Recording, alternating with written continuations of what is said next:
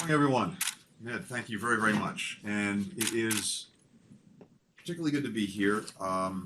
And I wanted to start by saying welcome, everyone, to the Foreign Press Center. It's been too long since those words have actually been said. This is the first in-person event, as Ned said, that we've been able to have in over 2 years as a result of the pandemic. And I can't imagine a more fitting occasion than to do it on World Press Freedom Day. So welcome back, everyone. The United States has a vital stake in promoting the right to freedom of expression, including a free press, at home and also around the world.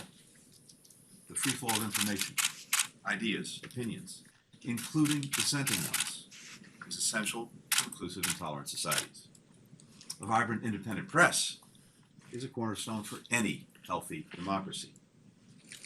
At its core is the idea that information is a public good, crucial to everything we do, to every decision that we make. And often, we trust the press with providing that information. It's what helps citizens understand the events and the forces that are shaping their lives. It allows people to engage meaningfully in the political and civic spheres of their communities, their nations, and the world. Free press is one of the most effective tools that we have for advancing human rights. Whether it's documenting unjust working conditions, corrupt or failing public services, discrimination against women and marginalized groups, abuse of security forces, accurate reporting shines a bright light on the parts of our societies that need fixing, that need to be illuminated. That brings pressure to change, to form, as we say in the United States, a more perfect union. Having said that, we meet at a time when the exercise of freedom of expression, including freedom of the press, faces profound threats. Some of these are old, some are new. Threats that we, the United States government, the Department of State, all of us as citizens, have an abiding interest in confronting, and doing so head on. Just last Thursday, April 28th, journalist Vera Hirich was killed when the apartment that she was living in was struck by the Russian military in Kyiv. Vera is one of 11 journalists killed in Ukraine this year, according to the Committee to Protect Journalists. Many more have been wounded in conflict. One is Fox News correspondent Ben Hall, who was seriously wounded when the car that he and his team were traveling in was struck by incoming fire on March 14th. His cameraman, Pierre Zakrzewski, his producer, Alexandra Korshanova, killed in this attack. I know Ben well. He's traveled with me on many occasions since I've been in this job. I'm thinking of him, his loved ones, the loved ones of Pierre and Alexandra, and those of all who were killed in Ukraine. For my part, I look very much forward to welcoming Ben back to the press corps. As this group knows in particular, the Kremlin's war of aggression on Ukraine is just one of many conflicts around the globe, where journalists are putting their lives on the line right now, as we speak, as we gather, in order to report the news. In Burma this past January, journalist Phu Twidim's body was discovered 2 days after he was abducted, alongside 9 other people in Chin State. In November, Yemeni journalists Rasha Abdullah al-Razi and Mahmoud al-Atmi, husband and wife, were driving together in Aden when a bomb attached to their car blew up. Rasha, who was pregnant, was killed. Mahmoud survived and later told the UN Human Rights Council that he'd been threatened shortly before the attack by Houthis. Of course, we also know that journalists face grave risks beyond areas of conflict around the world. Governments, as well as non-state actors like terrorist groups and criminal organizations, threaten, harass, imprison, and attack journalists every week. 293 journalists were behind bars at the end of 2021. That's a new annual record. This is according to the Committee to Protect Journalists. The PRC continues to hold the highest number, imprisoning some 50 journalists, including 8 from Hong Kong. Other governments use the threat of imprisonment and lawsuits to intimidate journalists. In Afghanistan, the Taliban have systematically repressed the Afghan independent press, particularly women journalists and those working in rural areas. According to a survey conducted at the end of 2021, 40% of independent media outlets in Afghanistan have closed since the Taliban takeover. When individual journalists are threatened, when they're attacked, when they're imprisoned, the chilling effects reach far beyond their targets. Some of the media start to self-censor. Others flee. Some stop reporting altogether. And when repressive governments come after journalists, human rights defenders, labor leaders, others in civil society are usually not far behind. That was the message sent on April 7th when an assailant attacked Russian editor and Nobel Prize winner Dmitry Muratov with red paint and acetone as he rode on a train outside of Moscow. Just some months before, I had the privilege of being on a panel with Dmitry during the Summit for Democracy. This attack, which U.S. intelligence assessed was the work of Russian intelligence, left Dmitry with chemical burns in his eyes and sent a clear message to others considering criticizing the Kremlin's war of aggression against Ukraine. Governments are supplementing traditional forms of repression with new tactics aimed at undermining press freedom. More governments are taking steps to control access to information, and news in particular, on the internet, whether through shutdowns, slowdowns, or outright censorship. These restrictions make it harder for reporting from inside closed areas to get out, and news from the outside getting in. Technology is being used not only to block journalists, but to watch them. From 2020 to 2021, more than 30 reporters, editors, other media employees in El Salvador were hacked with the spyware Pegasus, according to an independent investigation. One of several countries where journalists, human rights defenders, and others in civil society have been targeted with this spyware. Last year, the Biden administration placed the foreign company that produces Pegasus, the NSO Group, on the entity list, forbidding it from receiving U.S. exports, including technologies, and seriously affecting its operations. Whether these attacks on journalists are made using old methods or new ones, the overwhelming majority of crimes against journalists worldwide are carried out with impunity. This sends a clear message to perpetrators that they can keep targeting the press without consequences. The U.S. government is taking a wide range of action to push back against this repression and to strengthen press freedom. I'd like to highlight three aspects of what we're doing in the time that we have today. First, we are taking urgent steps to help protect journalists in conflict areas. In Ukraine, for example, we're equipping journalists with flak jackets, first aid kits, satellite phones. We set up a press center in Lviv to help local and national Ukrainian media outlets continue their operations. We're also offering emergency aid and psychosocial support to journalists who bear the invisible wounds of reporting from war zones. This work goes hand in hand with the journalism protection platform that we announced at the Summit for Democracy a few months ago, which will provide at-risk journalists with training in digital and physical security, psychosocial care, and other forms of support. Second, we continue to raise the profile of cases of journalists who are being targeted for their work, using every platform and diplomatic engagement that we have. Today and every day, we think of American journalist Austin Tice, who has been held captive in Syria for nearly 10 years, a quarter of his life. We will continue to pursue every avenue to secure his release. We're rallying broader coalitions of countries to these efforts, such as the Media Freedom Coalition. This is a group of more than 50 countries that share our commitment to press freedom as well as to the safety of journalists. So, for example, when we call out Beijing for cracking down on independent media in Hong Kong, we're doing it together with countries from every part of the world. And we're using targeted sanctions to impose costs on the perpetrators of such attacks, including new authorities we created like the Khashoggi ban. Third, the United States is helping independent media in financial peril. We're providing direct financial assistance to at-risk outlets. We're working with business groups in the private sector to help them become more financially sustainable.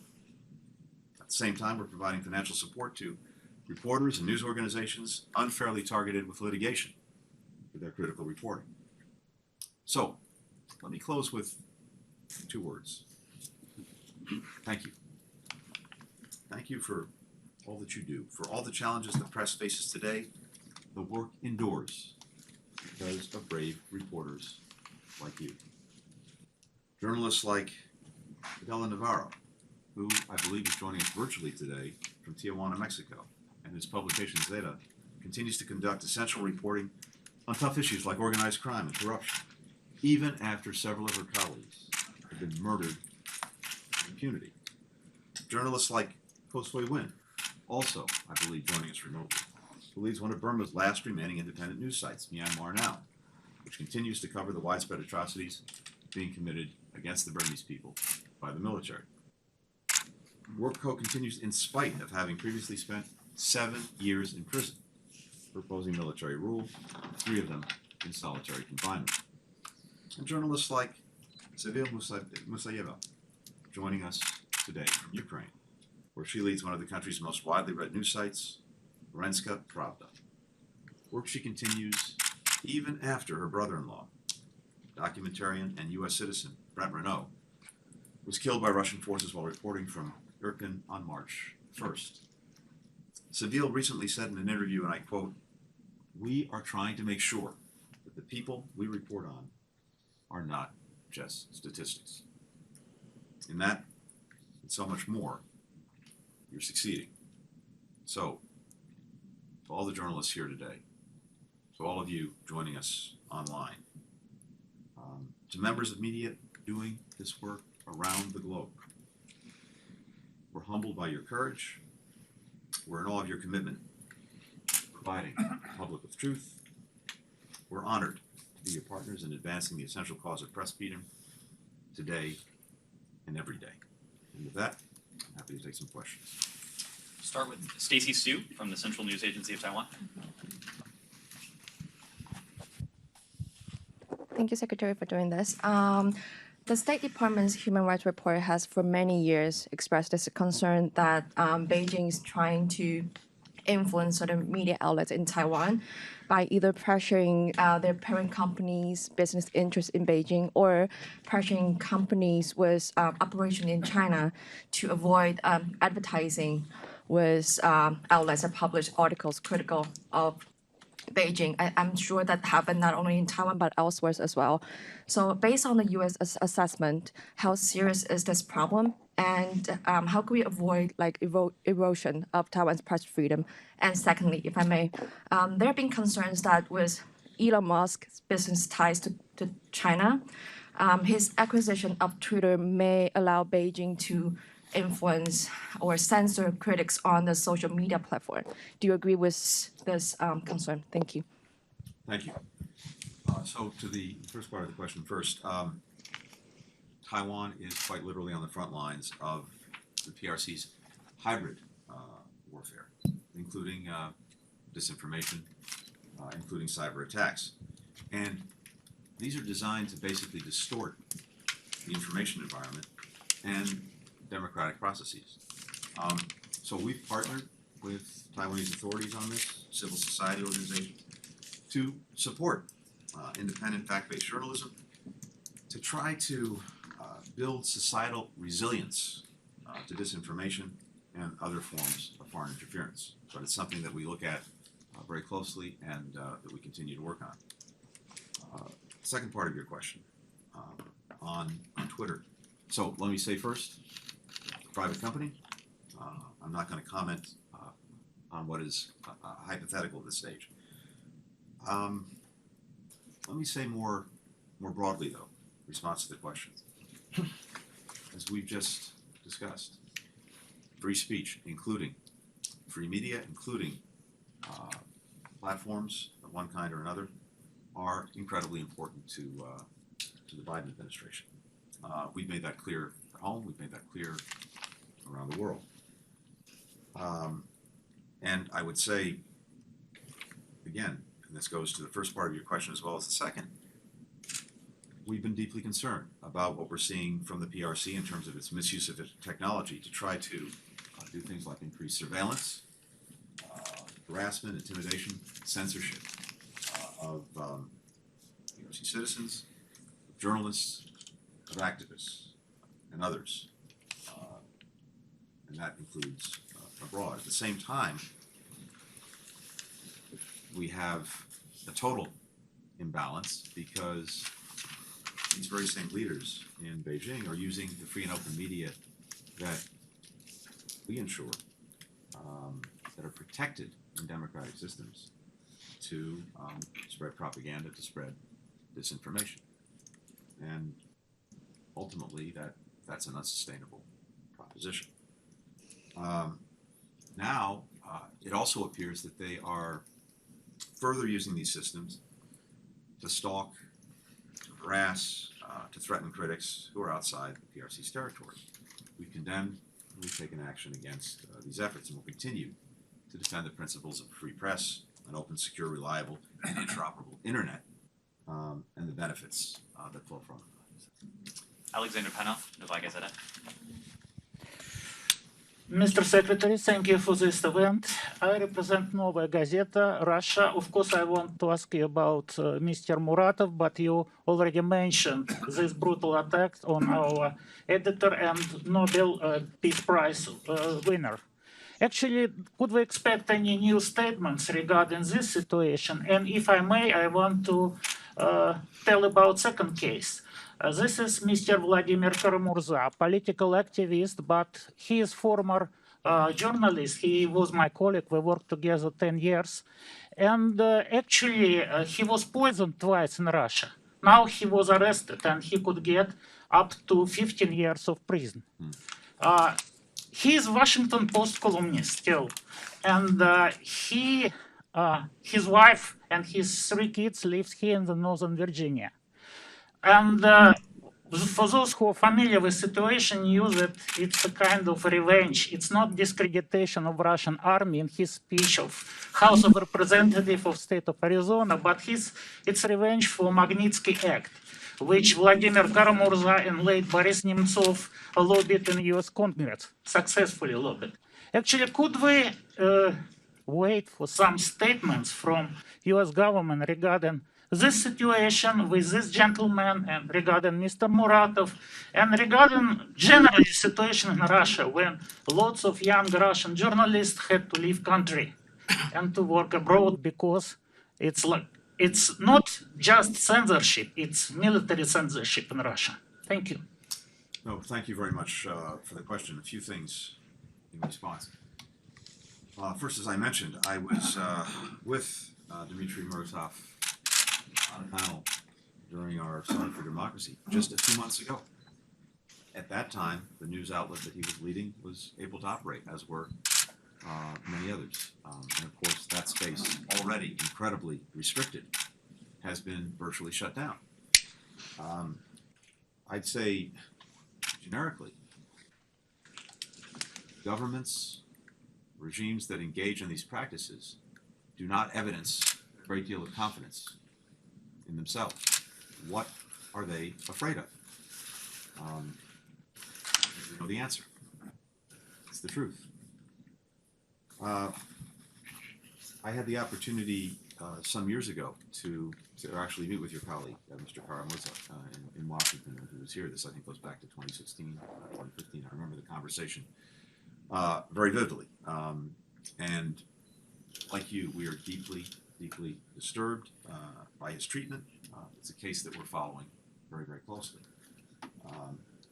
As you know better than I do, he suffered arrests, he suffered near-fatal poisonings in connection with his peaceful political activities. And of course, these tactics have long been part of the Kremlin's playbook. So, we urge Russia to cease the abuse of repressive laws to target nonviolent organizations and individuals, as well as journalists. The Russian people, like people everywhere, have a right to speak freely. They have the right to form peaceful associations to common ends. They have the right to exercise freedom of expression and to have their voices heard through free and fair elections. And of course, right now, the mere fact of calling what is happening in Ukraine by its name, a brutal, unprovoked aggression, as opposed to the Orwellian special military operation, that risks getting anyone who does that 15 years in jail, as you noted. Again, among many other things, not evidence of a government or leadership that actually has confidence in itself. Johan Zaid, Ali, ARY Pakistan. So thank you so much. So Pakistan remains among those countries in the world considered most dangerous place for the journalists. Last year, many Pakistani journalists were killed, kidnapped, and tortured for exposing crime and corruption and criticizing some of the government policies. So has the State Department ever taken up this issue in bilateral talks with the Pakistani authorities? Thank you. The short answer is yes. We take this up in our engagements with Pakistani counterparts. Of course, this is also a feature of the annual human rights reports that we put out. And of course, we're aware of significant restrictions on media outlets and civil society more broadly in Pakistan.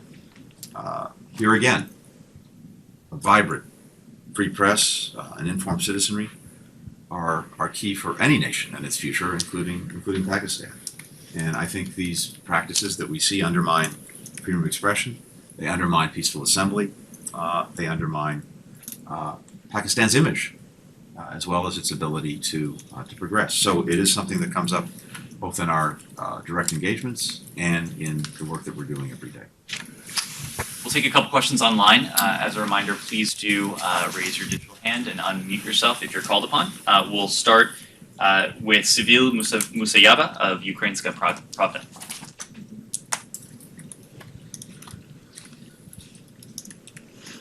Okay. Good morning, Secretary of State. First of all, thank you for your support of our country, continuous support of our country, which is now fighting for democratic values not only in post-Soviet countries but all over the world. Thank you for mentioning my dear friend Brent Renault, who was brutally killed in Irpin on March. For me personally, it's not war between democratic world and authoritarian regime. It's also war between truth and propaganda.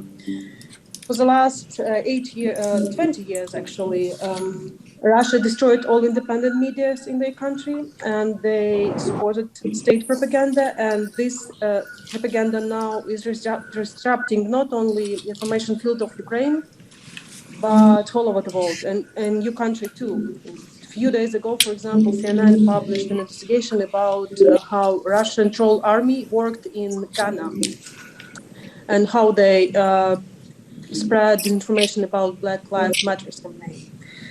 But I have one very personal question, very concrete case. Everybody knows about tragedy of Mariupol city, which is now occupied by Russia, but still a lot of our civilians and soldiers are blocked in Azovstal plant. Some of them were evacuated, and we met them in Ukrainian controlled territory, but a lot of people still are blocked in this plant. And Russian propaganda for the last 8 years pictured those people, I mean soldiers, first of all, like Nazis. And for Putin now, it's justified, and propaganda justified his cruelty against those people. And so I have two questions. How we can save the lives of these people? And do you have a special plan how to fight against propaganda and how to minimize the effect of Russian propaganda in your own country? Thank you so much. Well, thank you very much, and thank you for, again, the incredible courage that you and your colleagues are showing every single day in Ukraine. By the way, the contrast between media in Ukraine and media in Russia, in and of itself, speaks volumes. And in Ukraine, whether before the aggression or now, during the aggression, it's vibrant, incredibly vibrant, free press, putting a light on everything that's happening is invaluable. And again, we really applaud the courage that you're showing every day. So it's a very significant challenge when it comes to dealing with the information environment in Russia that has been created and bolstered over many years, and a space that was already incredibly restricted is being shut down to virtually nothing just in the last 6 months. That's not something that gets reversed overnight, but the more people are speaking up, the more journalists are doing their jobs to the extent possible in Russia, but even outside of Russia. Over time and by different ways, information will find a crack, and we'll get through. And over time, even in the most closed down society in terms of its information space, I think it's going to be very difficult to fully hide the truth. And the truth is, what in the world has Russia's aggression in Ukraine done to benefit the Russian people? Absolutely nothing. And to the contrary, they're also bearing the consequences of the horrific decisions made by their leadership. How has this aggression advanced in any way? Desire for someone in Russia, like anywhere else, to have a good job, to educate their kids, to find opportunity, to live a life that promises an even better life for their children. How does that have anything to do with the basic aspirations that people have? And on the contrary, of course, among many other things, Putin's actions have turned Russia into a pariah. The fact that virtually every leading company on earth has exited from Russia speaks volumes to that. And that too is something that over time Russian people will feel in their daily lives, and that will begin to penetrate the information space. And people increasingly, I believe, will ask themselves the question, why? To what end? But again, it takes a lot of time because this is a system that's been built up over many years, many decades. But the most important thing is for people, wherever they are, to continue doing their jobs, continue to shine light on what's happening in Ukraine, continue to get the information out there, and it will ultimately find its way to its destination. We've been, across the board, of course, deeply concerned about those in various parts of Ukraine who were trapped by the Russian onslaught. Mariupol is front and center in the news for so many people. It continues to be contested, and simply put, people need to be allowed out, and humanitarian assistance needs to be allowed in. We've seen efforts over the last couple of months to have humanitarian corridors to allow people to exit. In virtually every instance, those corridors have not held up because Russia has not abided by the commitments that it made to have them. Now, we just had one successful exit from Mariupol of about 100 people just yesterday, but then again, the corridor was shut down, and my understanding is that the shelling and targeting and rocketing of people who are trapped in this factory area has resumed.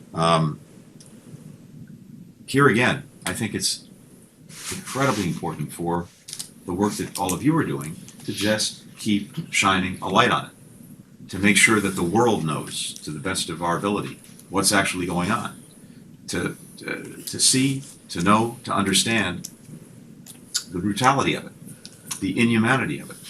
And that too, over time, I think, has a way of putting pressure on those who are engaging in these actions to change course.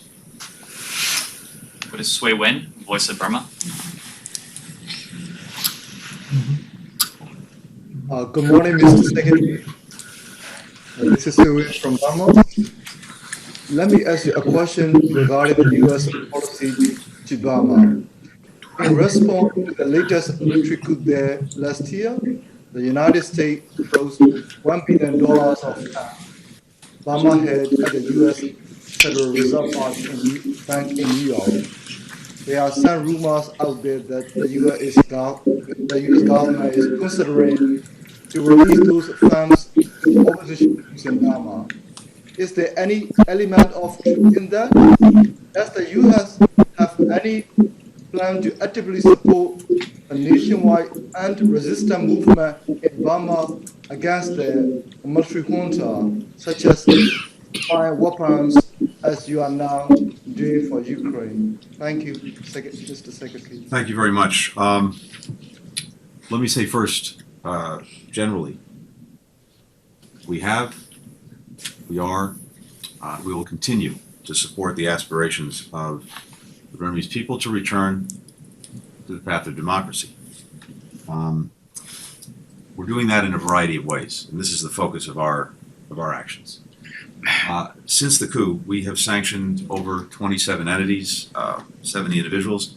This includes military leaders, it includes officers, it includes cronies who support the regime.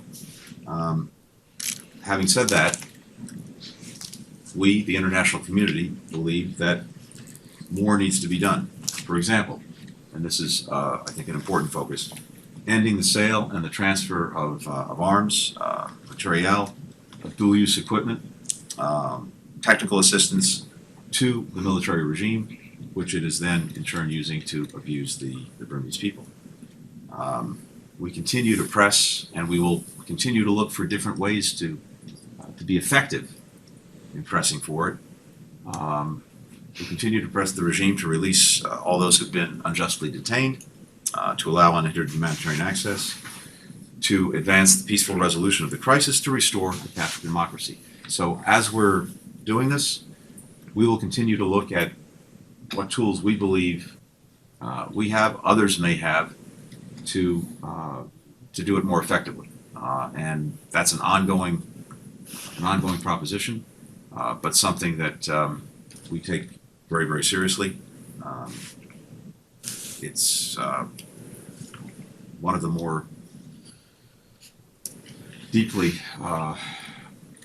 disturbing tragedies that we've experienced and that the Burmese people especially have experienced, in no small measure because of the extraordinary hope and expectations that have been created by this move to democracy. The fact that it's been derailed, and not only derailed, but derailed in such a violent, repressive way, is something that should continue and needs to continue to galvanize the attention, the focus, the determination of the world to help Burma get back on the democratic track that was interrupted. Thank you.